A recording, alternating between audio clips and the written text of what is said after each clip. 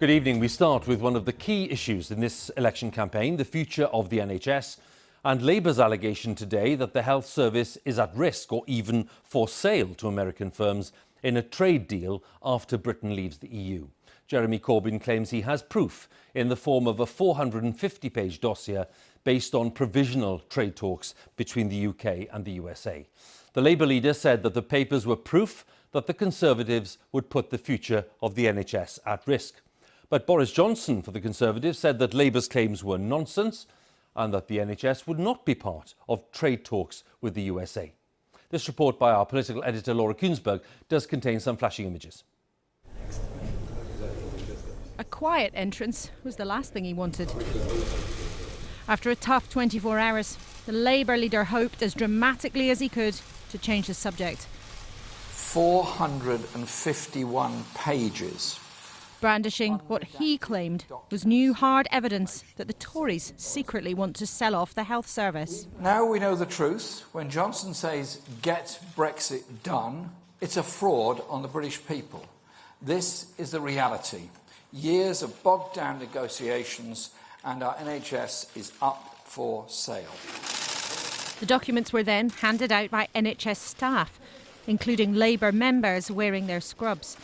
The papers do show there have been talks between the UK and the US about a future trade deal. They do show the US wants easier access to UK markets in all sorts of areas, including medicine.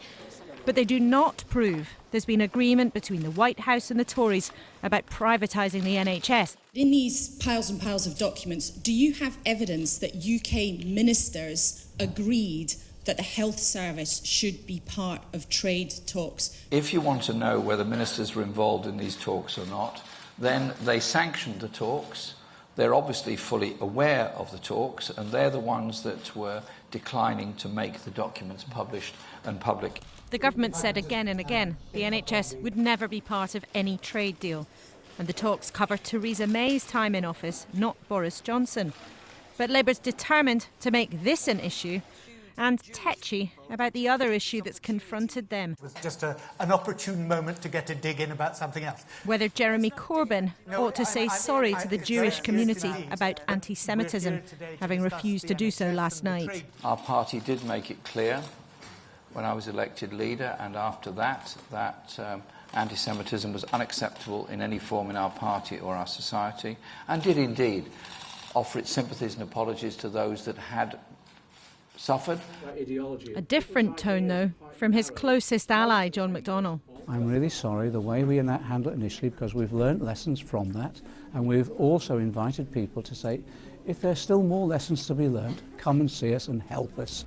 Jeremy Corbyn tried today to grab hold of this race for Westminster, and in a sense, that's been much of the essence of this campaign so far. Labour broadly behind, trying always to navigate to safer territory for them. The Conservatives broadly ahead, but with their own problems and nervous on the ground. We are under a lot of pressure. He's fighting an election after 9 years of a squeeze on public services. And although the Tories have promised more nurses, in Cornwall, We have a nurses' tree too. they wanted to know if there's a nurse tree as well as a magic money one. The NHS is in no way on the table, in no aspect whatever. And this, as I say, is continually brought up by the Labour Party as a diversionary tactic. The Tories suspended one of their candidates after allegations of anti-Muslim language. So, do you apologise for the Islamophobia that has taken place in your party? Look, of course, and for all the hurt and offence that has been caused, of course we do.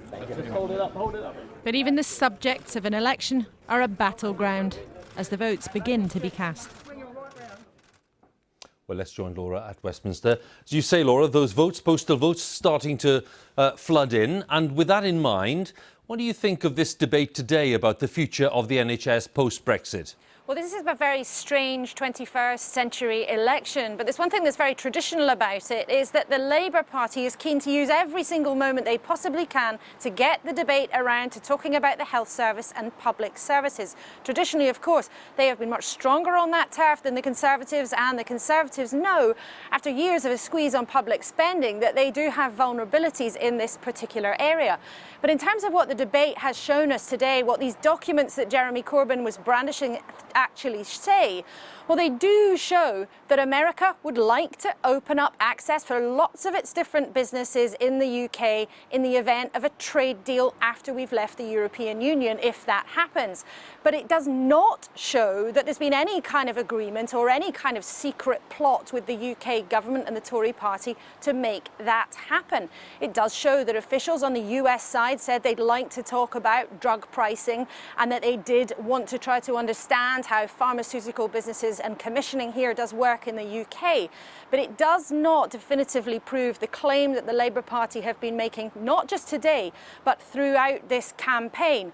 All that said, it's very clear that, as ever in this modern election, that traditional battle over public services is a big part of what the two parties are vying over, not least because they both know that public services are of huge importance to millions of voters around the country.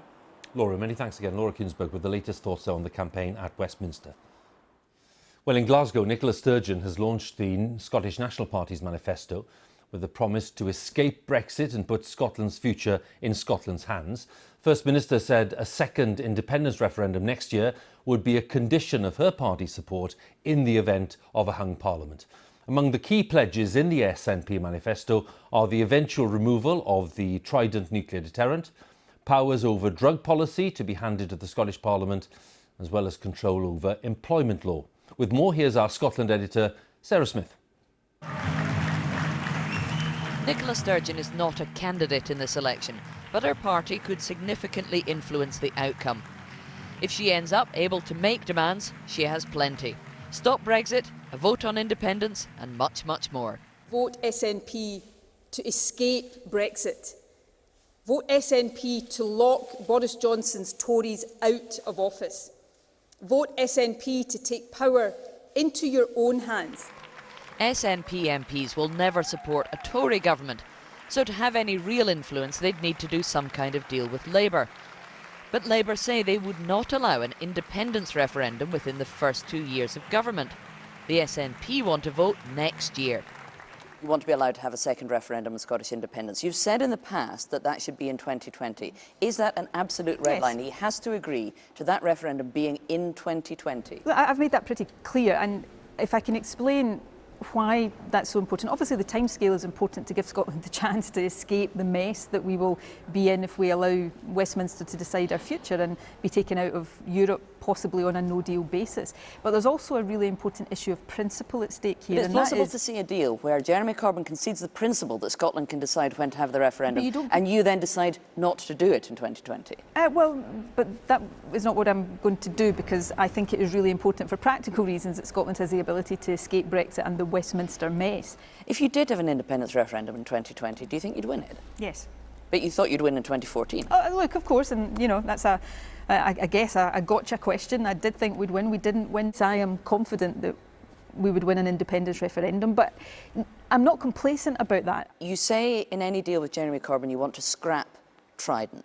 What does that mean? Does it mean removing it from Scotland, getting rid of it completely within the first term of a Labour government, or just promising not to renew it? Well, firstly, the first step on that is not to renew Trident at the cost of, what, £200 billion the estimate has been put at. But ultimately, yes, it is about removing it. Now, I want that to be as quickly as possible. On your question of timescale, and I want to be very frank and candid about this, I want that to be as quickly as possible. But we're talking about nuclear weapons here, weapons of mass destruction, and safety is absolutely paramount, and that would obviously be a key consideration. The SNP manifesto is full of ideas, from public spending to climate change. But for all the pledges there are in here about increased NHS spending or ending austerity, the SNP know it doesn't matter how many votes they get in Scotland, it doesn't matter how many seats they win in Scotland. They can't do any of this unless they hold the balance of power in Westminster. Sarah Smith, BBC News, Glasgow.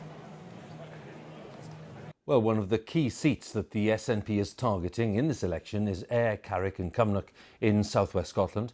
The Conservatives took it from the SNP in the last election in 2017, and that's after coming third in 2015 behind the SNP and Labour.